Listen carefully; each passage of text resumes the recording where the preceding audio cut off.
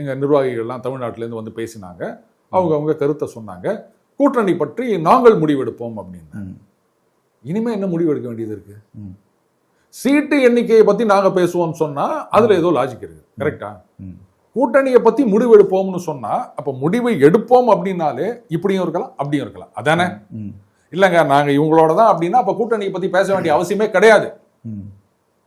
அப்போ அப்படி சொல்றாங்கன்னு போது அது உங்களுக்கு விரிசலா தெரியலையா? இப்போ அதை தான் நான் கேட்குறேன். கூட்டணி கணக்குகள் மாற இருக்கிற மாதிரி ஒரு சிம்டம்ஸ் தெரியுது. காங்கிரஸ் தாவேகாவுக்கு பக்கம் போகலாம், இல்லை அதிமுக பாஜகவை கழட்டி விடலாம்லாம் சில பேர் பேசிட்டு வராங்க.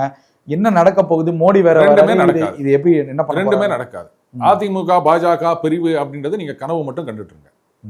அதே மாதிரி தான் திமுக காங்கிரஸ் பிரிவு அப்படின்றது. காங்கிரஸ்ல இருந்து மேபி ஒரு சிலர் அந்த பக்கம் போலாம்.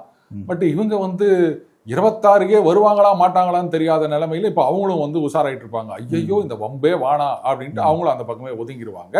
ஸோ ஆஸ் ஆஃப் நோ கூட்டணிகள் ரெண்டு பக்கமும் அப்படியே தான் இருக்க போகிறது. அதுல எந்த சந்தேகமும் கிடையாது.